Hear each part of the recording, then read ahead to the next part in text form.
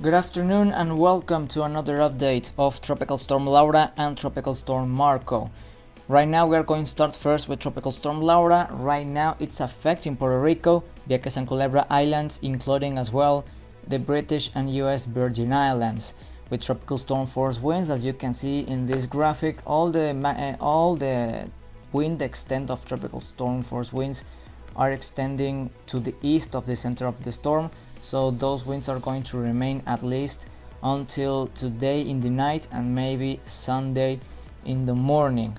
It's expected to make landfall directly today in Dominican Republic, cross Haiti as well tomorrow in the morning, and pass practically the whole country of Cuba as a tropical storm as well, affecting Bahamas and Turks and Caicos as well, and possibly intensify into a hurricane by the next week, possibly in Tuesday. Right now, Laura has sustained winds of 50 miles per hour, moving to the west at 18 miles per hour, minimal central pressure of 1004 millibars. Right now located at 18.0 degrees north, 68.1 degrees west, about 100 miles west of Ponce, Puerto Rico, and about 125 miles east-southeast of Santo Domingo in Dominican Republic. This is the current situation of Tropical Storm Laura right now, looking quite good as well. Very high thunderstorm activity over the Dominican Republic already as well, and many rain in the Puerto Rico and the islands next to Puerto Rico, with tropical storm force winds right now affecting those places. The convection of Laura is already over Dominican Republic, but the center is located right here, so today in the night is going to make landfall, and while the real effects of Laura are going to remain in the whole Hispaniola region on this weekend at least.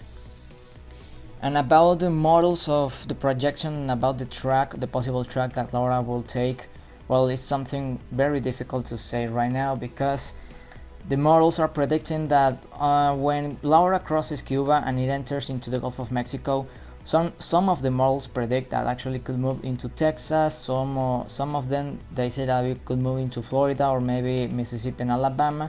Most of them predicting that it's going to make landfall in Louisiana, but it's something that we can't say right now, because the margin of mistakes is very high. But certainly we can say that for sure Laura is going to affect the whole major Antilles, as well, including Jamaica, including as well Turks and Caicos Islands, and parts of the Bahamas, including the southern parts of the Bahamas, so please stay tuned. And about Tropical Storm Marco, another interesting storm as well, has been rapidly intensifying during the last hours. 65 miles per hour is the current sustained winds of this tropical storm. Right now is moving to the north-northwest at 13 miles per hour with a minimal central pressure of 992 millibars.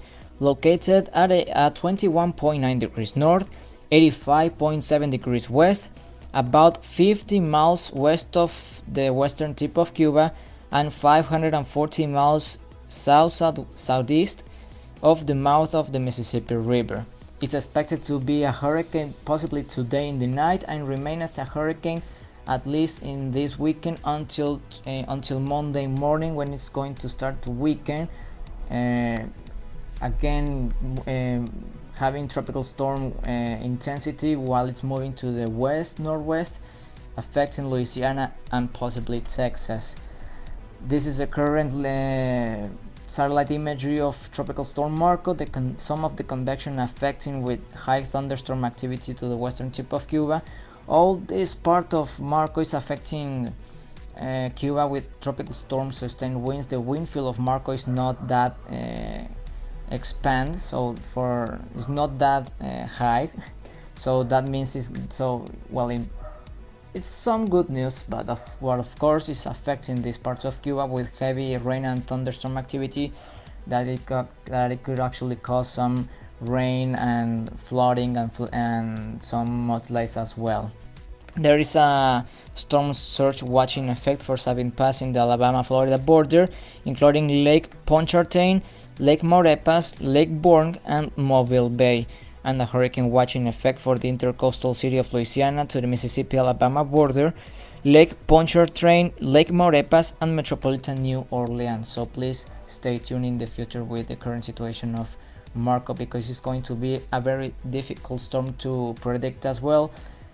Just look at the next 24 hours, how the models are very disagree with the possible track of Marco. Some of them are actually they are saying that it's going to move completely to the northwest, practically moving towards Mississippi and Alabama border, but some of them are actually putting Marco more to the west and affecting Louisiana or even Texas.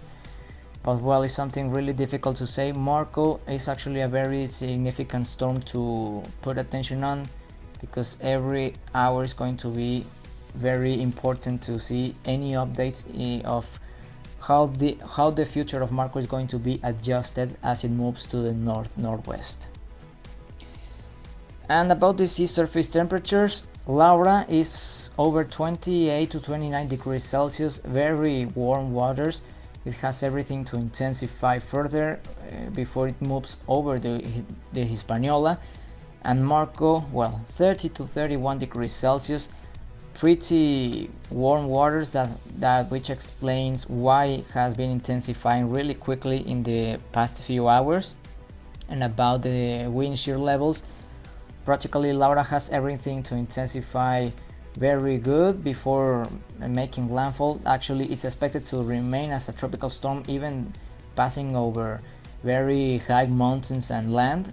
Well, that explains because the wind shear is going to remain pretty low, and the sea surface temperature are going to remain pretty warm.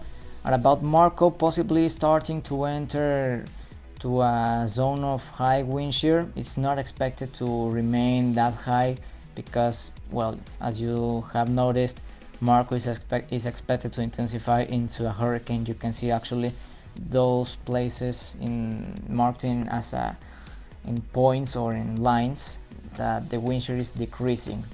So please stay tuned, because both storms are really difficult to predict right now. They have been very erratic recently, and well, and there's nothing much to say. That please take care, stay tuned with the updates, and please take care with the I'll take all the precautions that the security mandatories in your current locations are mentioning to you.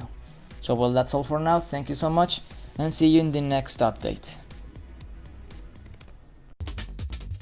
You can follow Force 13's outlets, the website force13.com. You can also find our YouTube channel. If you are not there already, you may well be. Good chance of that, subscribe if you haven't. You can also find our Facebook page, search Force 13 all in text, and our Twitter handle is @Force13 on there. You can also help the project become even better by becoming an Ultimate Fan on YouTube. To see the full list of Ultimate Fan benefits and to join, visit youtube.com/Force13/join. With a special thanks to our top supporters this month. You can also check out our growing merch store so you can show Force 13's colors wherever you go. And you can also find a link to our Discord server underneath this video in the description.